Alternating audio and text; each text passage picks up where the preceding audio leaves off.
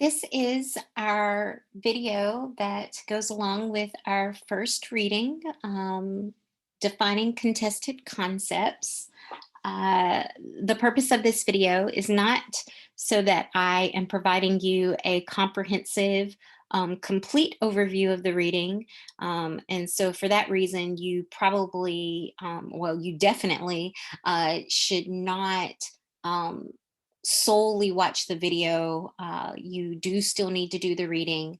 But the purpose of this video is to kind of highlight what I feel like are some key observations from the reading, as well as to offer a little additional sociological background and context related to the reading, and then just to leave you with some discussion questions that I encourage you to consider to help you kind of link or connect the reading to your own experiences and perspectives. So this reading is really focusing on, how do we characterize, how do we define some of these key concepts that come up in a course like social diversity. And the author indicates that for her, these concepts, race, class, gender, and sexuality, she offers various ways that you can kind of think about them, and think about how they operate, and how they are constructed in our society. So let's just consider some of these observations and statements that she makes about these concepts and defining these concepts. So from the very beginning, she establishes that she perceives these concepts as being social systems, and they are complex, they are pervasive, they are variable, they are persistent, they are severe, and they are power based. And she offers her kind of definition of each of those descriptors right at the beginning of the chapter. Later on, she describes them as systems of oppression, with the central kind of principle that underlies these systems is that they are intersecting systems of power relations. So, introducing kind of more layers to these definitions, power relationships, systems of oppression.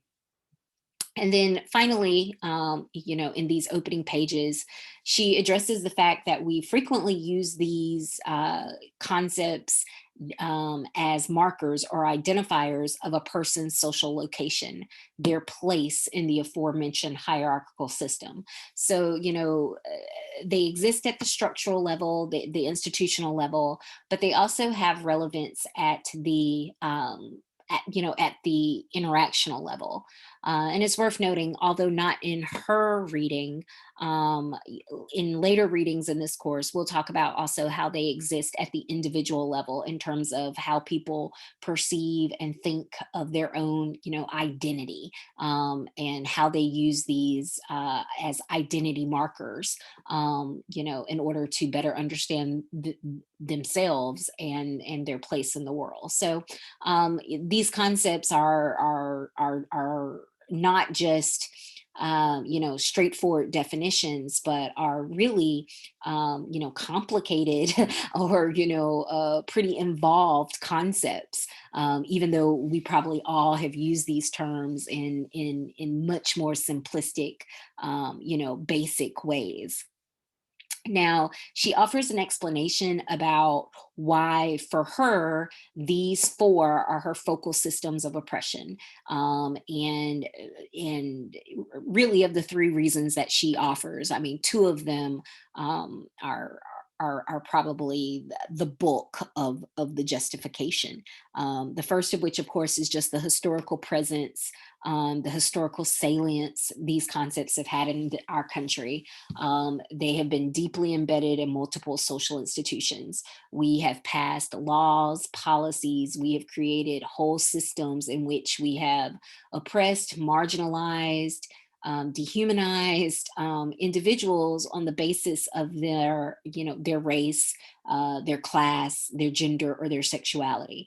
And so uh, these are primary systems of oppression in America, to this day, if for no other reason than just kind of their lingering, the lingering effects, of the lingering effects of the oversized role that they played at one point in our history. And then, of course, her other kind of justification, is that for her, the fact that there are large scale social movements of resistance against those oppressions, is also key, because it helps highlight, the point that she makes towards the end of this reading, right? That, how do subordinate, members of these subordinate groups, how, or minority groups, how do they respond, to this level of domination, to the social control, that goes on, in society, working to convince them, of their subordinate place, that that status is deserved. She ends this reading with a description of how people can internalize their oppression or they can resist. So the fact that these four, social, systems of oppression have all been, correlated, aligned with large scale resistance movements is kind of key, for this particular author. So after she offers this justification, she provides us with, the basic kind of, definitions of the concepts. So, really not too much to see here. I don't think that these should be really like debatable definitions to most people. Race, the idea that these are social groups, based around, ancestry and certain physical characteristics, class, a social group based upon your position in the economy, has to do with the distribution of wealth, income, and kind of, other resources like, educational, attainment and political power. Sex and gender. Although we do have that reading that disentangles the two, she kind of discusses them, jointly here, with sex being kind of the biological, anatomical characteristics associated with males and females, and gender being the cultural, social constructed, expectations and relationships, that we construct, between men and women. And then finally, sexual orientation, the sex of a person's partners, in emotional sexual, relationships, who are you sexually and romantically attracted to. Um, and so she presents them as if, these are very basic and very straightforward, definitions. But even when she is presenting them in this fashion, she does emphasize that, these definitions are not universal or stable. So what does this mean? Well, really, and I'm going to turn to my background slide here. Really, it's just the point that because these are socially constructed in nature, right? These represent how humans have categorized and classified each other, on the basis of criteria. That criteria, of course, can shift and change, and then the labels and the categories, we use when labeling, the criteria can also change. And so I just give you some examples here. We talk about social class, but there are a lot of social class typologies out there, right? Some people just talk about it in terms of like three classes. You're either low, middle, upper, or sometimes people break them down into a lot of classes. In a lot of intro sociology courses, is presented as being the six class model. With race and ethnicity, once again, how people, we oftentimes talk about the two together as if they're synonymous, but, they're different and we measure them differently. And of course, our, most official, measurements of race and ethnicity come from the census. And these are the questions from not the most recent census, because they're still kind of, trickling out that data and those reports. This is from the 2010 census, but you can see, we specifically ask about Hispanic, Spanish, Latino ethnicity, we measure that as something separate than race. So when we ask our race question as a follow up, you see that we offer different categories there. And just kind of to highlight how, it's not fixed, it is mutable, it does change. I give you a table from a textbook that I've taught out of previously, that just kind of addresses that, the census racial categories have pretty much changed with almost every single census that we've done in the United States. We add categories and we take categories away. We used to have people, the census takers, categorize people themselves, and then beginning in the 1970s, we began to allow people to self identify. And then beginning in 2000, we started to allow people to mark more than one race. Before that, if you were biracial, if you were multiracial, you pretty much had to decide and indicate that you were one primary race. So, all of this is really just meant to give a little bit of empirical support and credence to the author's point that these definitions of social class, of race, of ethnicity, they do change. They change over time, and they certainly change based on place. Although she is largely focusing on the United States, and that's what we will be focusing on as well. So now let's kind of look at that quote on page 11 and then begin to pick apart some of these observations that she's making. So the quote says, every social situation is affected by society-wide historical patterns of race, class, gender, and sexuality that are not necessarily apparent to the participants and that are experienced differently depending on the race, class, gender, and sexuality of the people involved. So a lot of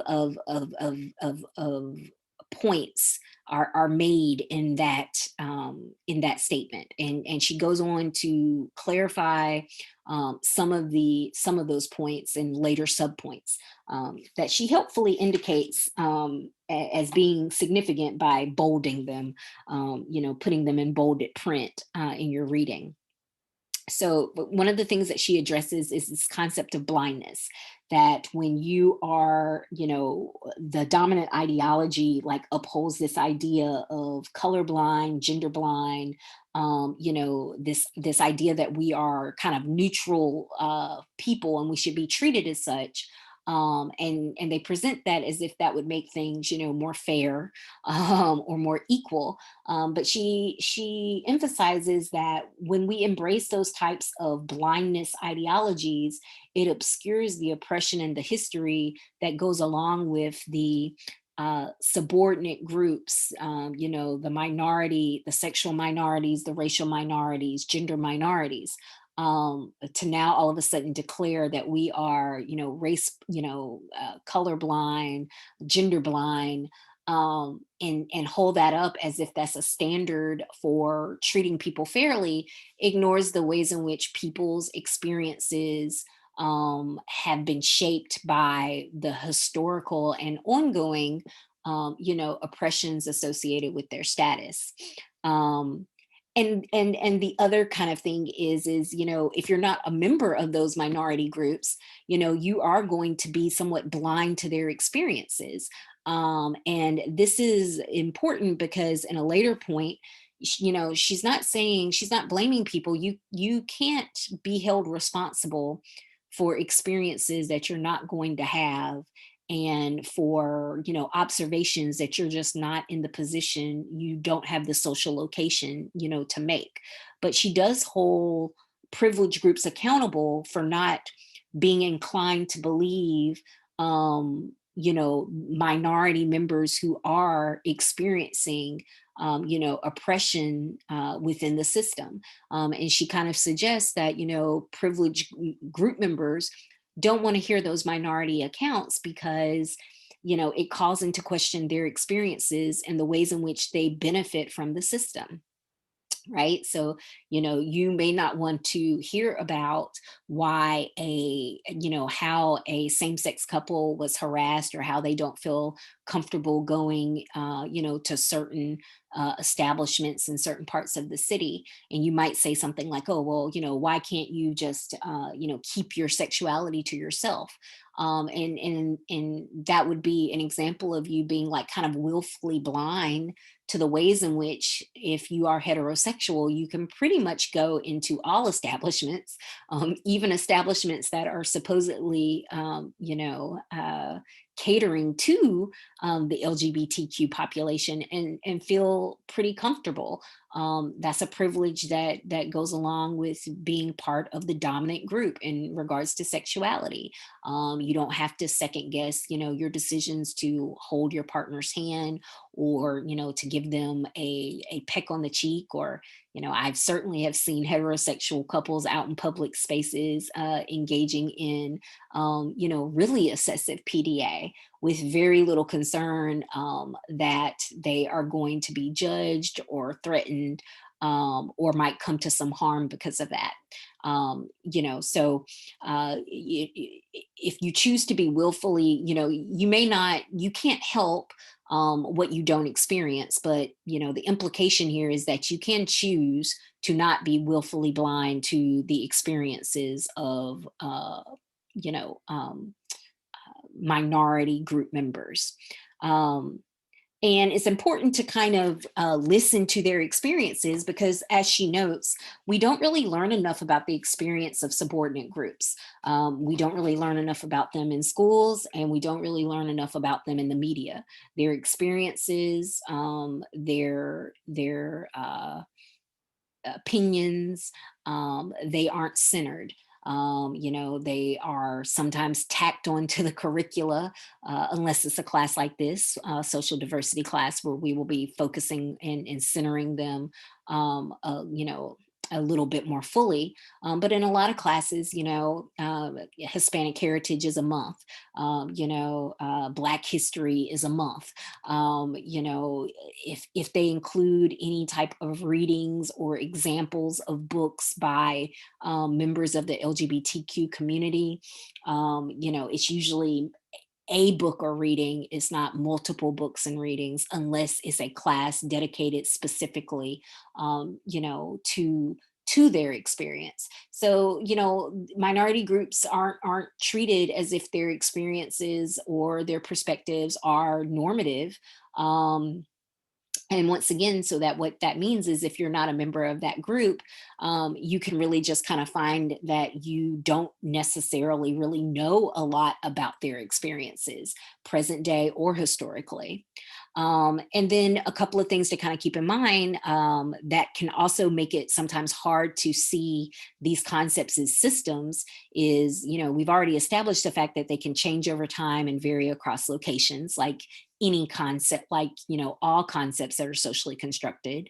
But the systems are also not perfectly patterned, which is why sometimes when people fall into the trap of speaking about, their gay friend, their Asian friend, their Black friend, their one poor friend, the problem about that is that the systems aren't perfectly patterned. So every minority group member isn't going to have the same experience or the same perspective.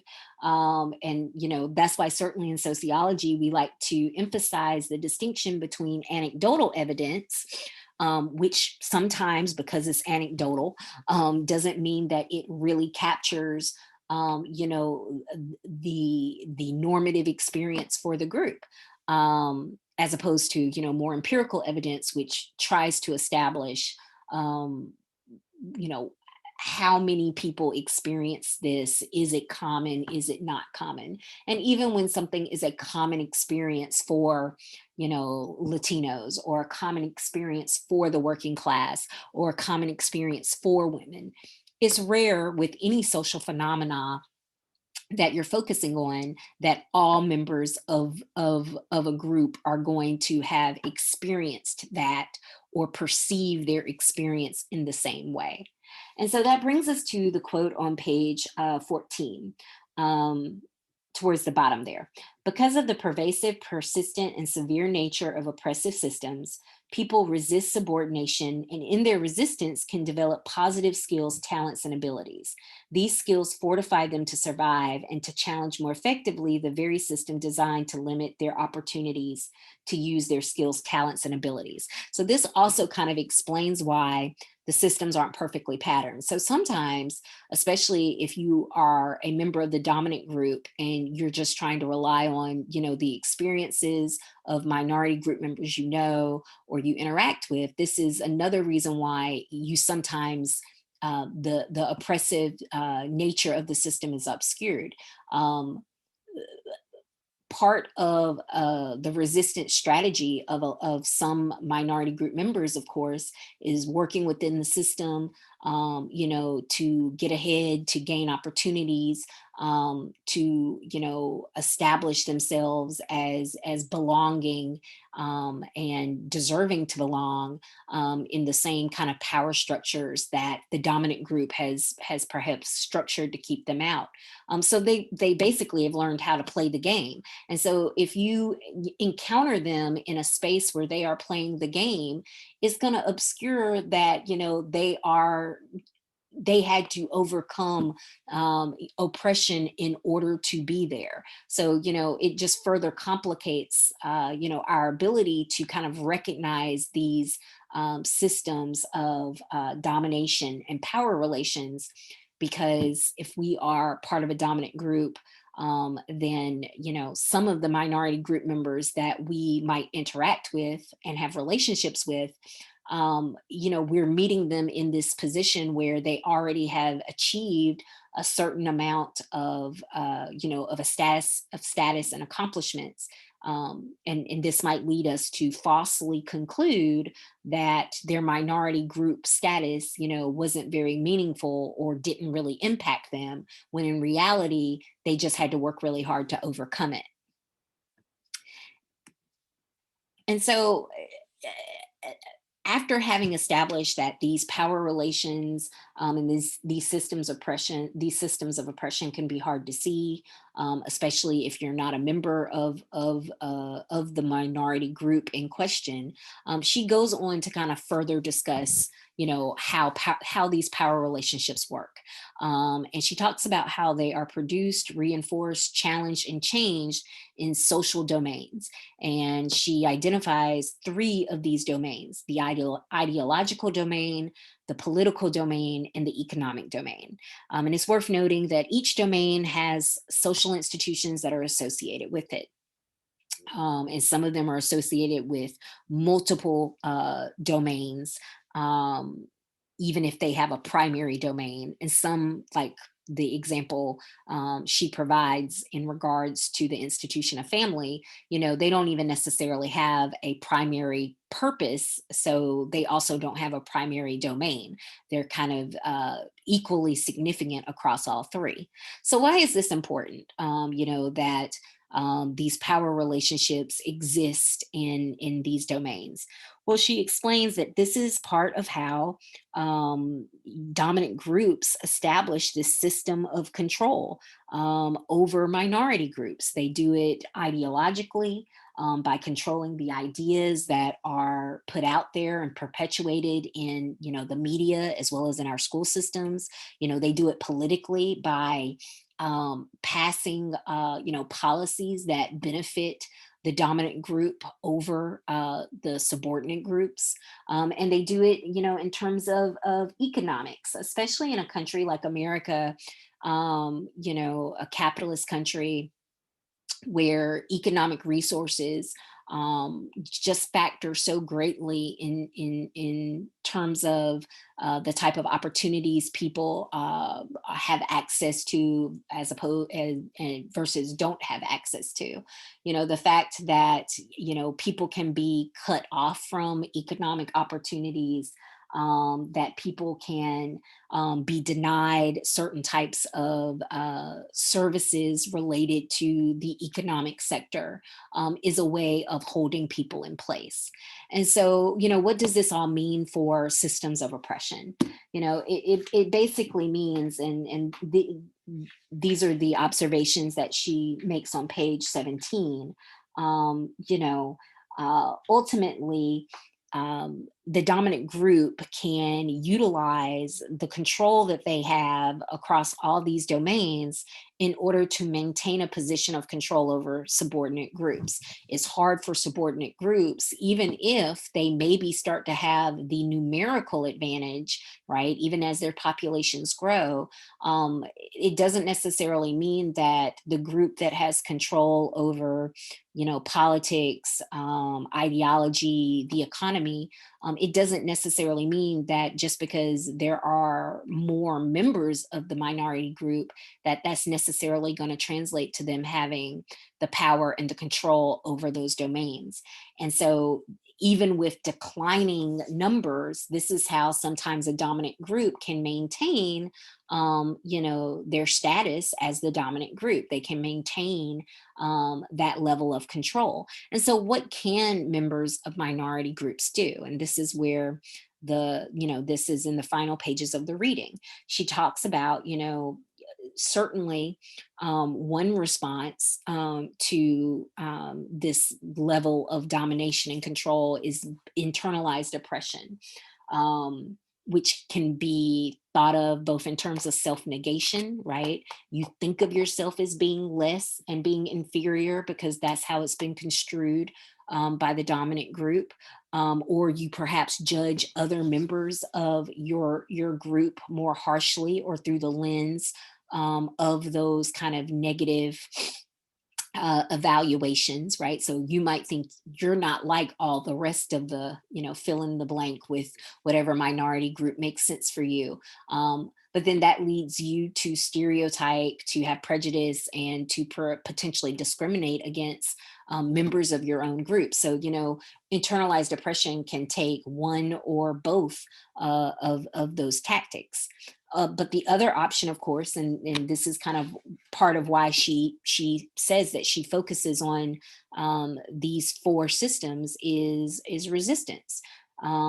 People can resist, and in sociology, the fact that people come together and engage in what we call collective behavior and enact social movements, in both at the kind of community grassroots level, as well as larger national social movements. This is a point of interest for a lot of sociologists for this reason. This idea that minority groups, who are usually, but not always, smaller in number, but definitely have less power and less resources in society. The fact that in our country we have had a succession of successful, social movements and large scale, resistance, that resulted in progress and positive change for those groups, is pretty compelling. Um, Questions, that I just encourage you to consider based on the reading. These would be the types of questions that, if this course was, face to face, that I maybe would ask in class as a way of, encouraging you to think about how some of the points, made in the reading, some of the observations offered by the author, how can you connect some of those points to your own life? What is your perspective on some of the ideas that she is raising? I just encourage you, even though we aren't meeting face to face, to maybe look these over and consider, and perhaps it will help you connect a little bit more deeply with the assigned reading.